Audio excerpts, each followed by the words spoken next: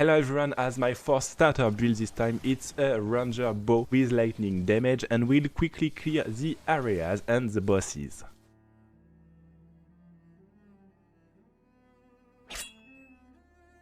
Before explaining you the build, you need to understand a few things about how it works because it's a bit more complicated than the other builds I show you. First thing, we'll be playing attack and lightning. That means that everything boosting attack damage, lightning damage and element damage will be very interesting. On the opposite, we will never use physical damage or spell damage even if we also use one spell. Lastly, keep in mind that you should always prioritize that damage, for example additional lightning damage, percentage of attack damage and so on, instead of critical damage until you are high level enough, so at the end of the second episode of the game. For the skills and rune setup, the first thing that you need to understand is that we play with lightning arrow and conductor rune. That means that this attack cannot shock anymore. That's why we link it to a spell. We don't need any level on this spell, but it will just apply the shock on the enemies, so you need to put efficiency and chance to shock on it. We use the Rain of Arrow as a second DPS spell, and you need to link it to convert to lightning damage for the build to work. For the movement spell, we use the roll, and as a defensive buff, we have the protector and the marksman as damage buff. Don't forget, if you're playing against a boss, to swap the multi-shot from the lightning arrows to another damage rune. For the Zodiac and stats, we'll bot around the same points in strength and dexterity to have a balanced character, and for the constellations, we'll be looking at elemental damage, attack damage, and everything linked to lightning and shock. That's why we go for Aphros, Forest, Rock, Spell, 2 points in Leaf in order to unlock the specialization, Shadow, Flash, Brace, another specialization, Grid, and end up with Deadly Poison.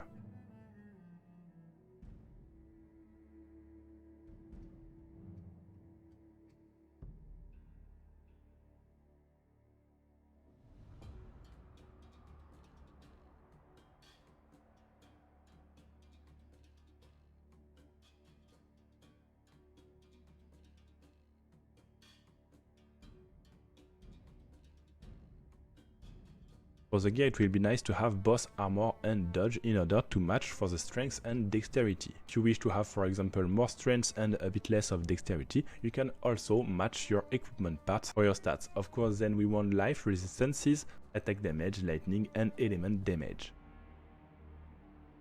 For the gameplay with this character, you have a very cool build to play with a lot of range, so you can easily clean the areas, and you just need to make sure to land your rain of arrows, especially on elites and bosses. It's not a very easy attack to target, but don't miss it because otherwise you lack single target DPS.